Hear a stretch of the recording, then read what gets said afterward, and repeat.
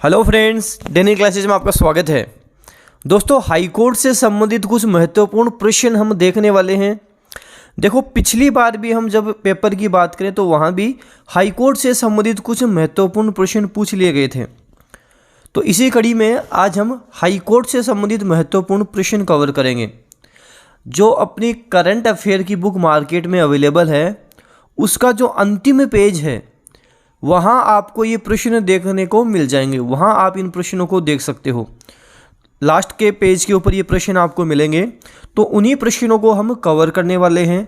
Important प्रश्न, important fact high court से संबंधित, क्योंकि यहाँ से प्रश्न तो पूछे जा सकते हैं, तो वो हम देख लेते हैं, वो कवर करते हैं। पिछली बार भी पूछे गए तो इस बार भी पूछे ही जा सकते हैं। तो चलिए दोस्तों, हम शुरू करते हैं। देखो, संविधान के भाग 6 में अनुच्छेद 214 से 231 तक उच्च न्यायालय का उल्लेख किया गया है, हाई कोर्ट का उल्लेख किया गया है।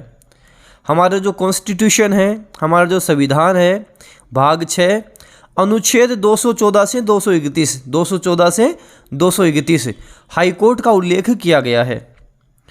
अनुच्छेद 214 में क्या लिखा गया है? राज्य के लिए उच्च न्यायालय, कोई भी राज्य होगा, स्टेट होगा, उसके लिए हाई कोर्ट होगा, उच्च न्यायालय होगा। तो ध्यान रखें, अनुच्छेद 214 से 231 तक हाई कोर्ट का उल्लेख है। अनुच्छेद 214 में लिखा गया है राज्य के लिए उच्च न्यायालय। फिर आपको ध्यान रखना है कि संसद द्वारा किए गए 7वें संविधान संशोधन 1956, जिसमें यह प्रावधान किया गया है कि संसद 2 या 2 से अधिक राज्यों के लिए एक हाई कोर्ट, एक उच्च न्यायालय का प्रावधान कर सकती है।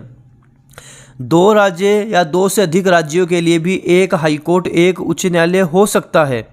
ये कहाँ लिखा गया है? 7वें संविधान संशोधन 1956 में ये प्रावधान दिया गया है। ये आपको ध्यान रखना है। फिर हम बात करें अनुच्छेद 216 के बारे में। अनुच्छेद 216 उच्च न्यायालय का गठन, हाई कोर्ट का गठन अनुच्छेद 216 में लिखा गया है। संविधान द्वारा उच्च न्यायालय का गठन किया जाता है। कौन करेगा गठन? कॉन्स्टिट्यूशन, संविधान द्वारा उच्च न्यायालय का गठन किया जाता है। लेकिन किसी उच्च न्यायालय में एक मुख्य न्यायाधीश के अतिरिक्त, एक मुख्य न्यायाधीश के अलावा कितने न्यायाधीश होंगे, यह निर्णय कौन करेगा? राष्ट्रपति करेगा। एक हम बात करें मुख्य न्यायाधीश होगा, उसके अतिरिक्त कितने होंगे, ये राष्ट्रपति द्वारा तय किया जाता है। अनुच्छेद 217 में लिखा हुआ है हाई कोर्ट के न्यायाधीशों की नियुक्ति तथा शर्तें, जिसमें हम बात करें 62 वर्ष की आयु तक। कब तक? 62 वर्ष की आयु तक ये रहेंगे। 10 वर्ष तक हाई कोर्ट में महाधिवक्ता के रूप में। तो 62 वर्ष की आयु आपको याद रखनी है। अनुच्छेद 219 में लिखा हुआ है कि उच्च न्यायालय के न्यायाधीशों को शपथ कौन दिलाएगा? इनको संबंधित राज्य के राज्यपाल दिलाएगा। जिस कोई भी राज्य है, राजस्थान हो गया, बिहार हो गया, गुजरात हो गया, उनके राज्यपाल उनको शपथ दिलाएंगे। संबंधित राज्य हैं, उनके राज्यपाल, हम बात करें न्यायाधीशों को, उच्च न्यायालय के न्यायाधीशों को शपथ दिलाते हैं। अनुच्छेद 221 उच्च न्यायाधीशों का वेतन, इन्हें वेतन संसद द्वारा निर्धारित होता है। ये देखो, ध्यान से देखना, इंपॉर्टेंट चीज़ है। जो उच्च न्यायाधीश हैं उनको वेतन संसद द्वारा निर्धारित होता है, लेकिन राज्य की संचित निधि से इन्हें वेतन दिया जाता है। इंपॉर्टेंट प्रश्न बन जाता है। इनको वेतन कैसे दिया जाता है? राज्य की संचित निधि से वेतन दिया जाता है। मतलब उच्च न्यायाधीशों का वेतन संसद द्वारा निर्धारित तो होता है, लेकिन वेतन की बात करें राज्य की संचित निधि से वेतन दिया जाता है। साथ ही ध्यान रखना, उच्च न्यायालय के न्यायाधीशों की सेवानिवृत्ति के पश्चात, जब ये रिटायर हो जाते हैं, उसके पश्चात इनको जो पेंशन दी जाती है, वो पेंशन केंद्र की संचित निधि से दी जाती है।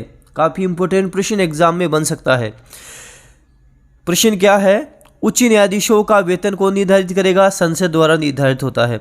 उच्च न्यायाधीशों को वेतन कहाँ से दिया जाता है? राज्य की संचित निधि से। राज्य की संचित निधि से वेतन मिलता है। लेकिन रिटायर होने के बाद, सेवानिवृत्ति के बाद पेंशन कहाँ से मिलती है? केंद्र की संचित निधि से मिलती है। अनुच्छेद 226 रिट जारी करने की शक्ति।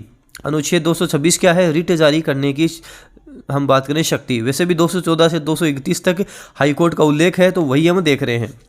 अनुच्छेद 231, 2 या 2 से अधिक राज्यों के लिए साझा उच्च न्यायालय। फिर बात करें वर्तमान में कुल 25 हाईकोर्ट हैं। वर्तमान में कुल 25 हाईकोर्ट हैं। राजस्थान हाईकोर्ट के बारे में बात करें, थोड़ी इसके बारे में इंपॉर्टेंट फैक्ट, कब बना, कैसे बना, क्या क्या इंपॉर्टेंट फैक्ट है वो देखते हैं।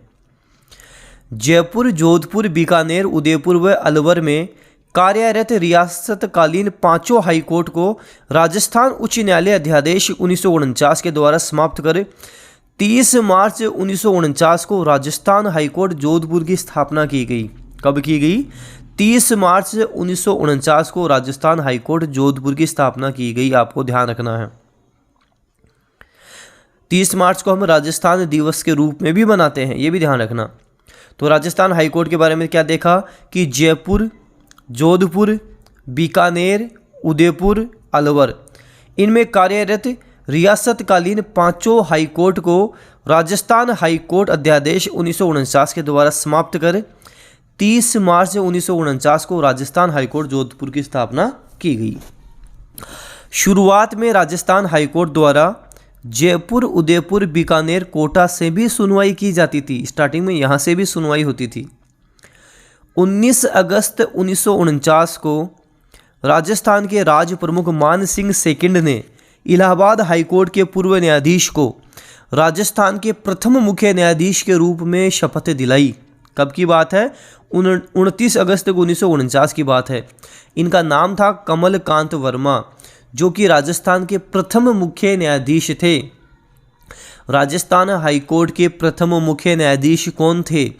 कमलकांत वर्मा थे।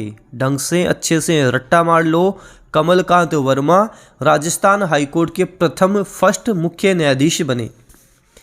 राज्य पुनर्गठन अधिनियम 1956 की धारा 49 के तहत नवीन हाईकोर्ट स्थापित हुआ, जिसकी मुख्य पीठ जोधपुर में स्थापित की गई। 1956 की धारा 49 के तहत नवीन हाईकोर्ट स्थापित हुआ, मुख्य पीठ जोधपुर में।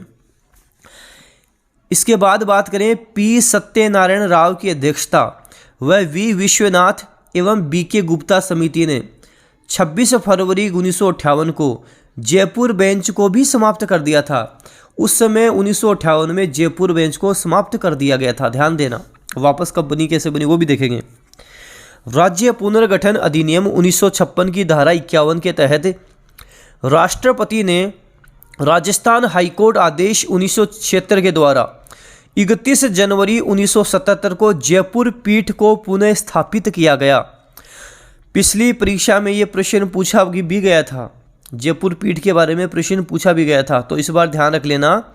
राज्य पुनर्गठन अधिनियम 1956 की धारा 51 के तहत राष्ट्रपति ने राजस्थान हाईकोर्ट आदेश 1976 के द्वारा 31 जनवरी 1977 को जयपुर पीठ को पुनः स्थापित किया और स्थायी रूप से 2008 में स्थापित किया गया। इसे स्थायी रूप से कब स्थापित किया गया?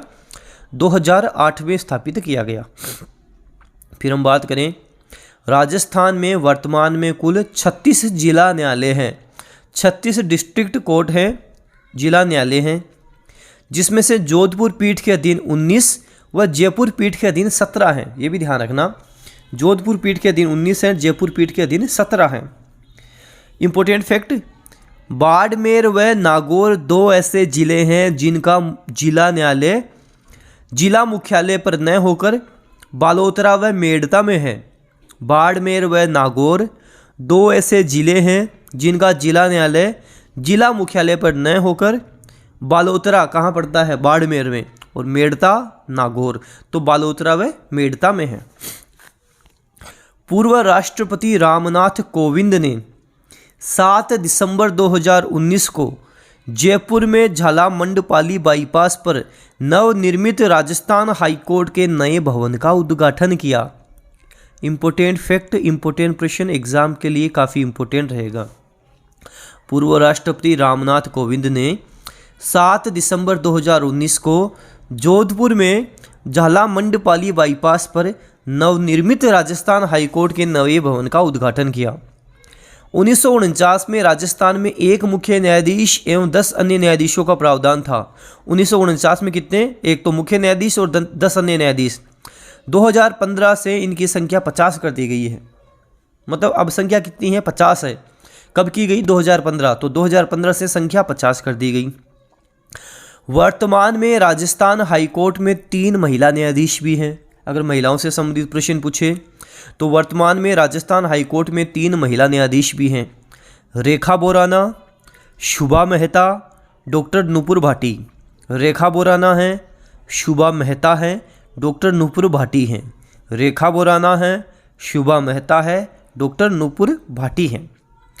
जस्टिस कैलाशनाथ बांचू सबसे लंबी अवधि 1951 से 1958 तक राजस्थान के मुख्य न्यायाधीश रहे हैं।